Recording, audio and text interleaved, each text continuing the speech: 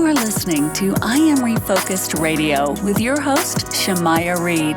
This show is designed to inspire you to live your purpose and regain your focus. And now, here's your host, Shamaya Reed. Hey, welcome to I Am Refocused Radio. We are here once again. Today, we have a special guest. We have our guest for today, Karen Laos. She has a cool website you want to check out. It's KarenLaos.com. Today's topic, we're going to be talking about confident communication, speaking up and getting what you want by asking for it. We have a good opportunity to unpack all that. But before we do, we're going to learn a little bit more about Karen and what she does as a communication expert and confidence cultivator. So welcome to the show. Karen, how you doing? Thanks so much, Shamaya. I am doing great. I'm having a moment because I'm thinking about the day that I was sitting in a boardroom surrounded by my peers, and I was being flown all over the world to speak on stages at places like Google and Facebook and Starbucks and the like.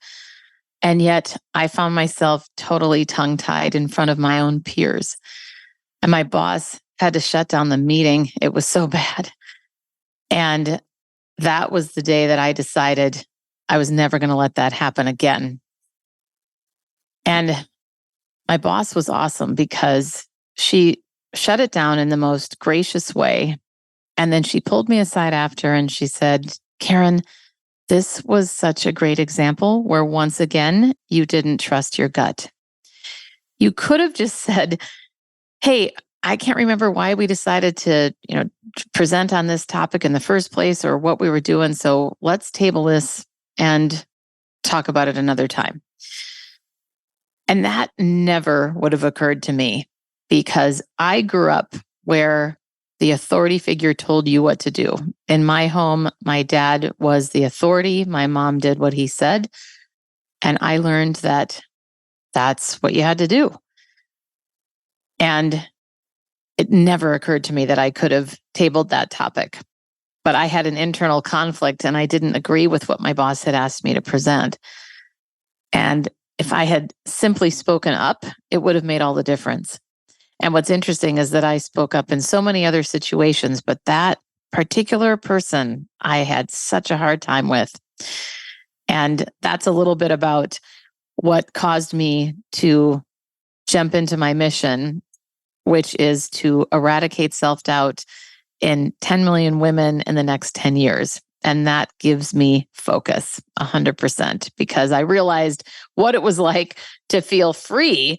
And once I realized, oh my gosh, this is amazing to be free to speak up and not doubt yourself to the point where you're so dependent upon what other people think that you can't say anything.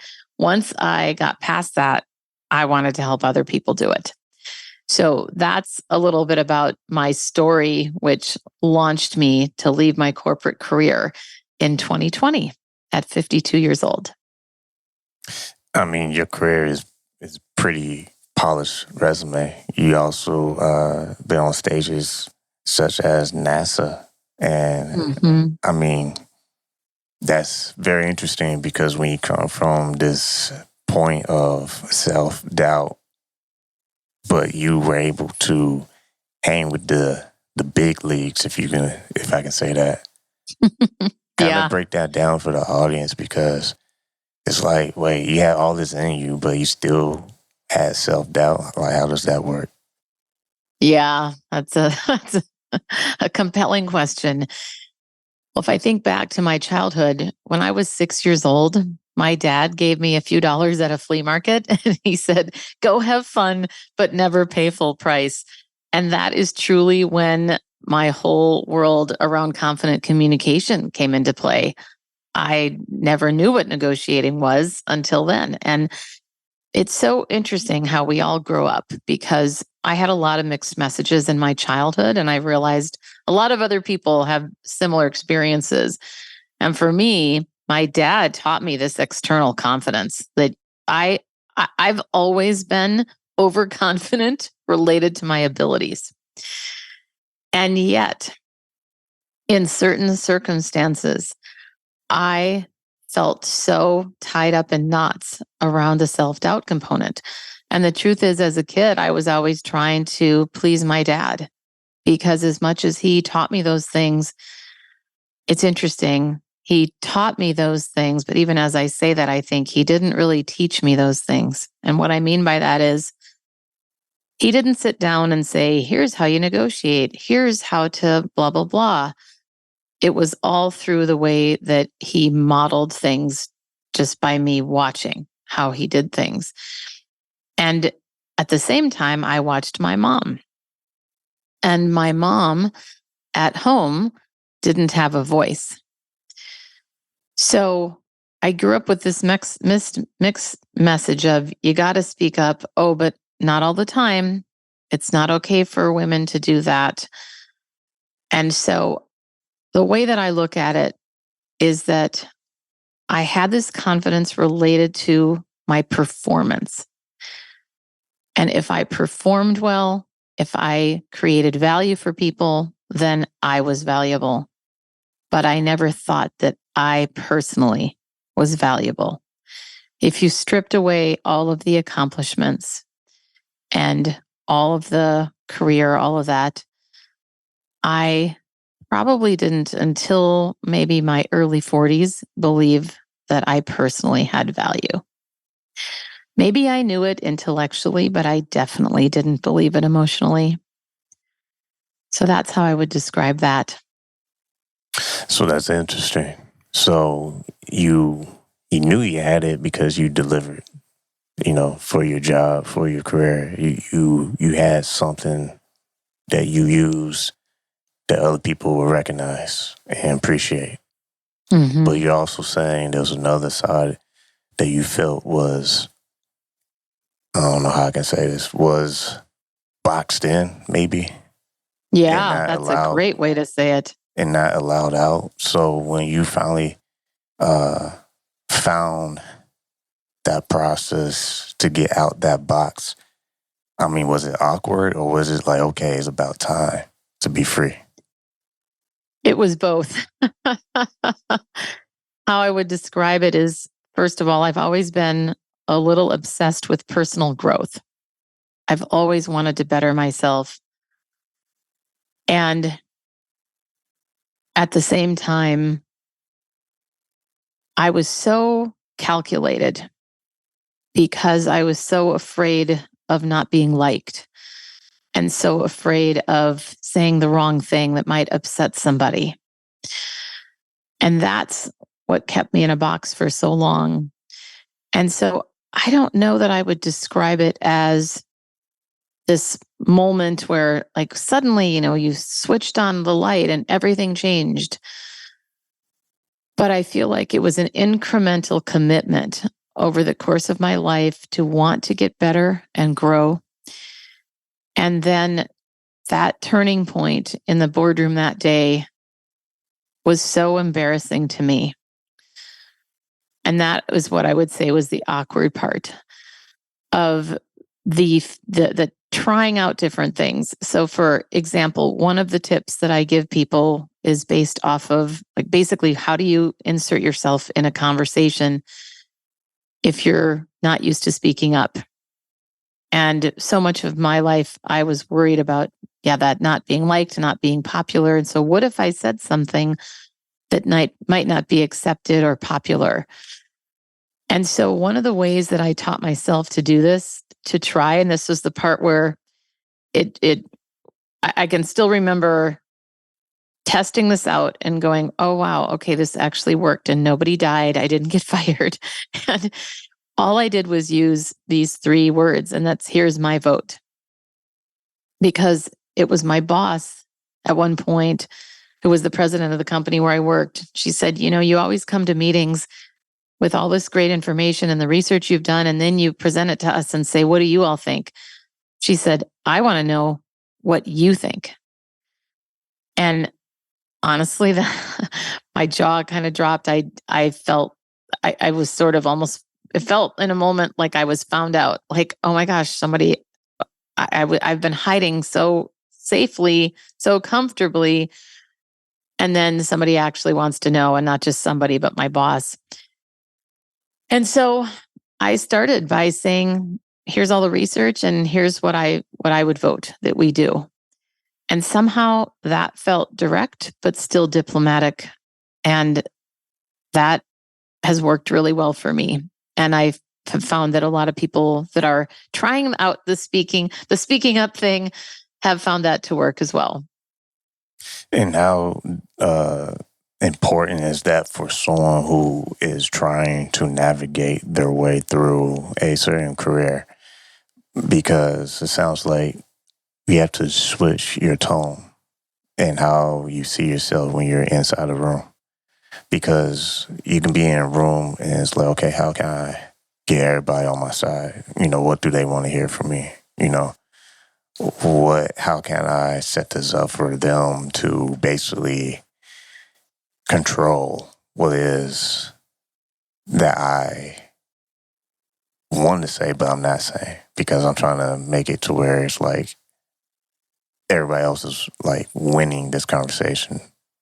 So how do you switch that tone to where it's like, okay, I can be confident enough to say what my vote is versus what I think others want to hear? Yeah, it definitely starts with the belief in yourself. And yet so many people say, well, just believe in yourself. But how do you actually get there? And so I have a few exercises that help with self-doubt. And one of my favorites is a little unconventional, but what I love about it is that it's fun and it is also based on neuroscience. So for anybody listening, think about the strongest message of self-doubt that comes to your mind. So for many of us, it's things like, I'm not good enough. And we'll use that in this moment to model the exercise. Even saying it out loud, you can hear how it sounds down. There's a almost sad or just sad tone to it when I say I'm not good enough. And so the way to switch up the neural pathways in your brain is to sing it like a Broadway musical. And imagine if I say, I'm not good enough.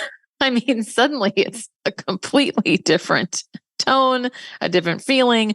And most of us are laughing when we do this. And I've done this in group exercises before as well. And I have to credit my friend Rachel Grant for the person that I experienced first leading this workshop. And I was a participant. And the energy shift in the room, when you imagine 12 people going around the room sharing their strongest message of doubt. And then she acknowledged, you feel how heavy it is in here right now?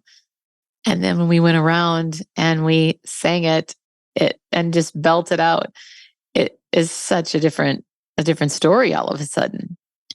So that's one exercise. There's certainly a number of things, and I can offer a few more here as well. But it's not as if, one thing is necessarily going to be the be all end all, but we've got to stay committed to this, to working on our mindset and then working on the action. And it's like you've said before, and I heard in one of your interviews, of we can't just dip our toe in the pool. We've got to jump all in. And a big part of how to start jumping all in is simply to say something. So that's one of the exercises. I can give you more if you'd like. Yeah. And real quick, you listen on Refocus Radio talking to our guest, Karen Laos. I like what you said earlier, because I feel like no one wants to be in some kind of game environment where they're singing, I'm going to lose, I'm gonna miss this shot, I'm gonna let my team down. Like, no one's gonna sing those type of lyrics. If you're trying to win, I think your whole game is totally different. What you're saying to yourself is totally different.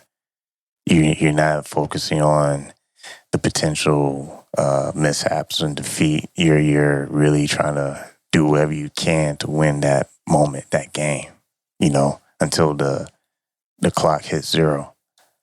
So I think that's a good approach, because if you sing whatever is your thoughts, you might want to start changing the lyrics, because you start to find out, man, this is bad. This is not healthy at all. Mm-hmm. Well, and I think what I would say too, is I feel like there's two things to consider.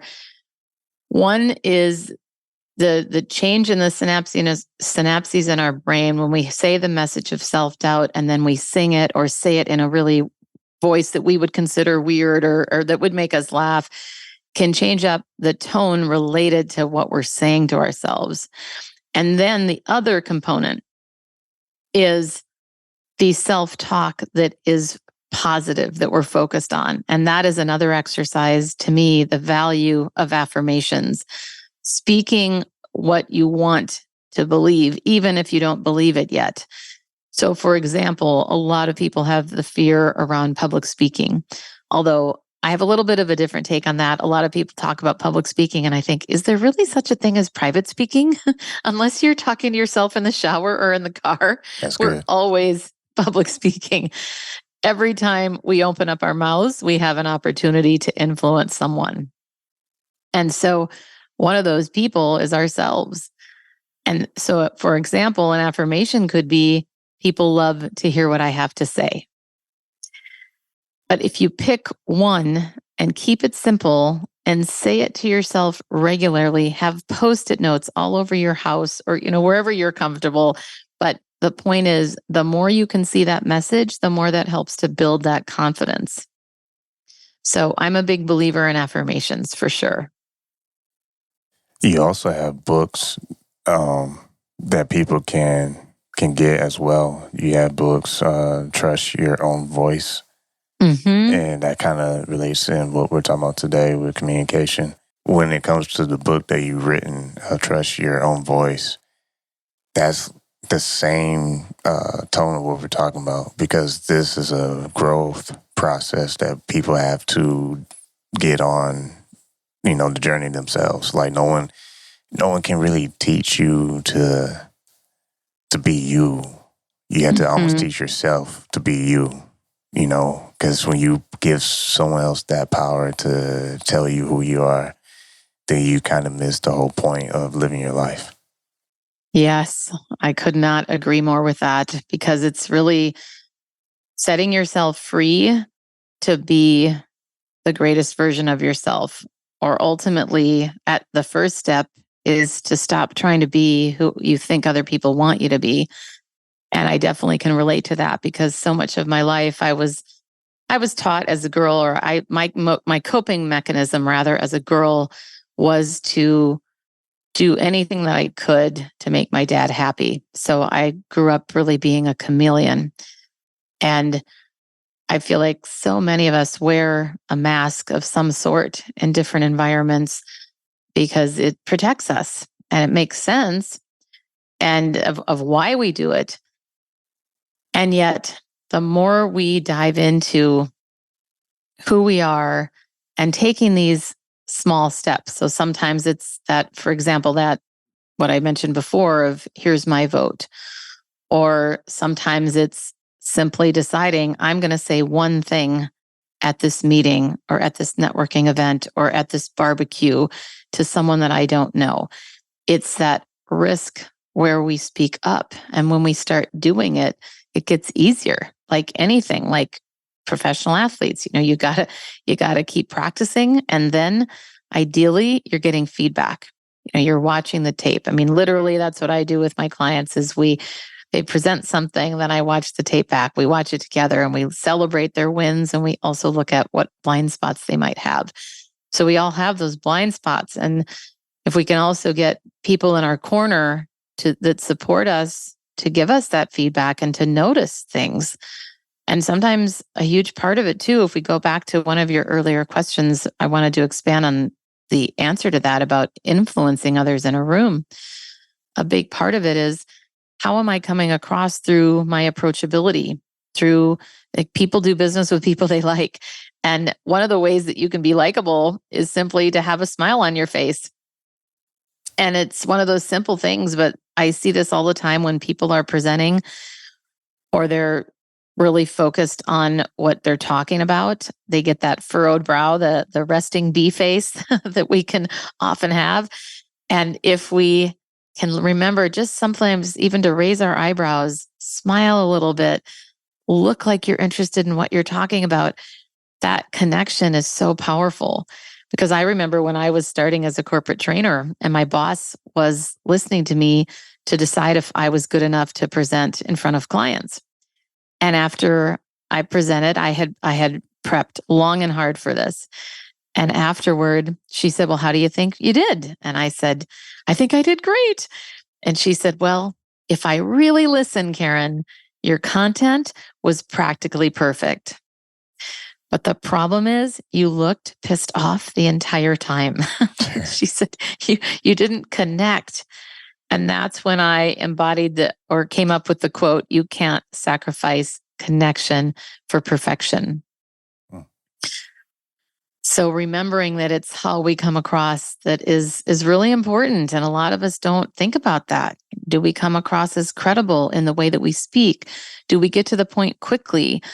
And I also have another tip around rambling, because a lot of us ramble. I'm a recovering rambler myself. And one of the tips that I recommend, probably my best tip around this, is when you notice yourself rambling, stop and pause, gather your thoughts for that second of the pause, and then say out loud, "And my point is this." And not only will that help you focus, but it helps your audience focus and go, "Okay, she has a point, or he has a point. It's coming." So that's another tip that I found to help you find your voice. Nah, that's good because I remember the old days in podcast world. Landing the plane was almost impossible. That plane had a lot of gas, and it just seemed to go forever. But you're right, because when you get to the point, you go back to home base. It's like the way I think of it, because wherever your focus is, your point is, you're always gonna come back home. And the Yes, that's listeners, a great. yeah, the listeners gonna always know where you're going because you're always coming back home. So whether it's the theme that we're talking about, confident communication, it comes with time. You become confident after every, swing of the bat. It's not like you just wake up one morning and all of a sudden all those years that you were, lacking confidence just disappears and you're just an amazing person. It's a work in progress. Mm-hmm. Yeah, for sure. Well, I can even remember recently, I'm a TEDx speaker coach for the Minneapolis TEDx team. And I remember my first meeting there where we were watching the speakers, 6 people do their run-throughs for the first time. And I was new to the team. And I jumped in pretty quickly with my feedback and contributions. And it wasn't until about lunchtime that I thought, "Oh my gosh, a few years ago, I wouldn't have said anything right away. I would have waited, made sure it was safe for me to speak up, listen to everybody else first." And that was one of those moments, because for a lot of us, when we are on the growth journey, we often don't realize that we've grown until we find ourselves in a situation where we would have acted very differently.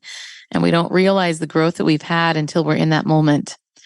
And that was one of those moments for me where I thought, this is amazing. I felt free to totally be myself and contribute, not just my expertise, but be myself as a person. And to me, that is the nirvana stage. That is when we feel so free to be ourselves. I can't think of anything better. Well, once again, having true honor talking to our guest today, Karen Laos. You can go to her website. It's easy. It's KarenLaos.com. And boom, just like that, it's like a vapor. Time just went by like nothing. So once again, I want to say thank you for taking your time talking to us today. What last thing will you say to our listeners before we let you go? The biggest thing that I would say is that your voice is powerful. And I'd recommend that you use it and trust yourself. Man, dropping the mic, literally. So once again, I want to say thanks to Karen Laos for taking time talking to us today. Visit her website, KarenLaos.com. Appreciate everything you do. Thank you, Shemaya.